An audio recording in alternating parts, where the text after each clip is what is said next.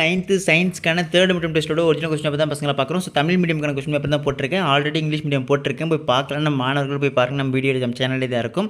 So இப்போ Tamil medium போட்டிருக்கேன். இதே மாதிரி மற்ற எல்லா சப்ஜெக்ட்ஸ்க்கான important notes, guides, question papers உட்பட நம்ம சேனலில் தொடர்ச்சியாக நம்ம மாணவர்களுக்கு வீடியோகள் போட்டுனே இருக்கேன். ஸோ அதெல்லாம் மிஸ் பண்ண தெரிஞ்சுக்க நீங்கள் இப்போ நம்ம சேனல் ஃபஸ்ட் டைம் பார்க்குறேன், டக்குன்னு சப்ஸ்கிரைப் பண்ணிட்டு கீழே டிஸ்கிரிப்ஷனில் வாட்ஸ்அப் சேனல் குரூப் லிங்க் இருக்கும், ஜாயின் பண்ணுங்கள். அங்கே உங்களுக்கு கொஸ்டின் பேப்பர்லேருந்து A to Z தொடர்ச்சியாக போகிறேன். சரிங்களா?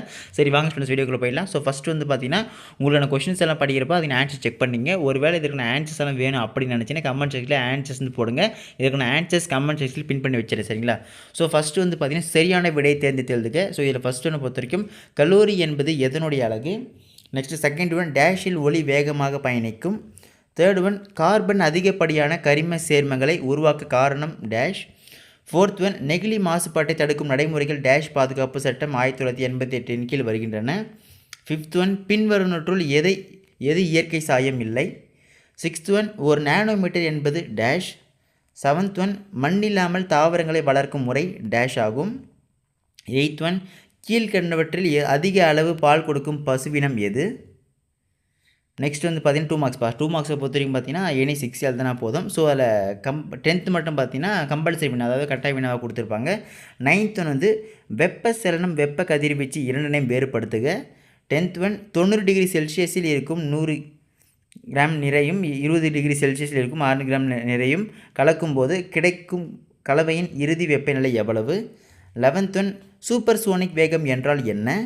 12th ஒன் ஐலோட்ரோப்பியை வரையறுக்கவும். 13th ஒன் கார்பன் தேதியிடல் என்றால் என்ன.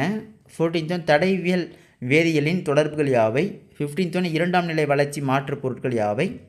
16th ஒன் காளான்களை பதப்படுத்தும் 2 முறைகளை கூறுக. ஓகேங்களா?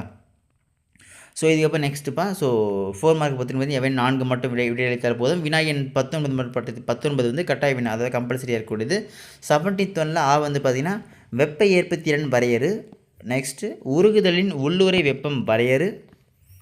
நெக்ஸ்ட்டு 18th ஒன் ஒளியின் பயன்பாடுகளை பட்டியலிடுக.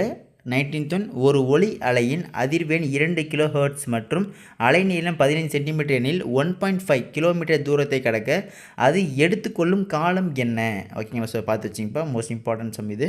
நெக்ஸ்ட் 20 வந்து வேறுபடுத்துகளை கிராஃபைட் மற்றும் வைரம். ஸோ டைமண்டும் கிராஃபைட் இருக்கிற டிஃப்ரென்ஷியேஷன் பார்த்து வச்சிங்க. 21 மயக்கமூட்டிகள் என்றால் என்ன, அவை எவ்வாறு வகைப்படுத்தப்பட்டுள்ளன. 22 தேனின் மருத்துவ முக்கியத்துவத்தை பட்டியலிடுக. ஓகேங்களா? நெக்ஸ்ட் வந்து பார்த்தீங்கன்னா 7 மார்க்ஸ் பாஸ். 7 மார்க்ஸை பொறுத்த வரைக்கும் பார்த்தீங்கன்னா ஏதாச்சும் 2 எழுதுனா போதும். ஓகேங்களா? ஸோ 23ல் வந்து பார்த்தீங்கன்னா நீரின் நிலை மாற்றங்கள் யாவை விளக்குக. நெக்ஸ்ட்டு இரும்பு மற்றும் நீர் இவற்றில் எதன் வழியே ஒளி வேகமாக செல்லும் காரணம் கூறுக. அல்லது வந்து பார்த்தீங்கன்னா ஆபத்தான 3 ரெசின் குறியீடுகளை யாவை, அவற்றின் தன்மையை விவரி. நெக்ஸ்ட் வந்து பார்த்திங்கன்னா பல்வேறு உணவு சேர்க்கைகளின் பெயர் மற்றும் செயல்பாடுகளை எழுதுக. 24ல் வந்து மண்புழு உரமாக்குதலுக்கு பயன்படும் கரிம மூல ஆதாரங்கள் யாவை. அல்லது பல வகை கால்நடை இனங்களை சரியான உதாரணத்துடன் வகைப்படுத்துக. ஓகேங்களா? ஓகே ஸ்டூடெண்ட்ஸ், எழுதாமல் உங்களுக்கு கொஸ்டின்ஸ் நல்லா படித்து வச்சுருங்க. இப்போ ஒரு முக்கியமான சந்தேகம் நம்ம பசங்க கண்டிப்பாக எழுந்திருக்கும். ப்ரோ இன்னும் எங்களுக்கு தேர்வானது நடைபெறவில்லை.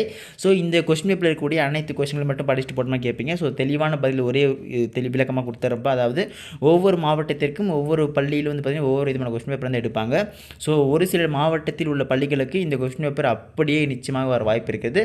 மற்ற சில மாவட்டங்களை பொறுத்தவரை கண்டிப்பாக இந்த கொஸ்டின் பேப்பர்லேருந்து ஒரு சில கேள்விகள், முக்கியமான கேள்விகள் எடுக்க வாய்ப்பு இருக்குது. ஸோ அதனால் இந்த கொஸ்டின் பேப்பரை ஒரு இம்பார்ட்டன்ட் கொஸ்டின் பேப்பராக வச்சுட்டு இதில் இருக்கக்கூடிய எல்லா கொஸ்டின் நம்ம பசங்க நல்லா படிச்சுட்டு போங்கப்பா. இதுலேருந்து பல கேள்விகள் நிச்சயமாக நடக்க போகும், தேர்வு கண்டிப்பாக கேட்பாங்க, வரும் சொல்கிறேன். ஸோ அதனால் நல்லா பார்த்துட்டு போங்க. ஸோ இதே மாதிரி மற்ற எல்லா சப்ஜெக்ட்ஸ்க்கான important notes, guides, question papers உட்பட நம்ம சேனலில் நம்ம தொடர்ச்சியான மாணவர்களுக்கு சப்போர்ட் செய்து கொண்டு இருக்கும். ஸோ அதெல்லாம் மிஸ் பண்ண தெரிஞ்சுக்க நம்ம சேனல் சப்ஸ்கிரைப் பண்ணுறீங்க. அடுத்ததில் தொடர்ந்து பார்க்கலாம்ப்பா, மிஸ் பண்ணுறாதீங்க. டாடா, பை பை.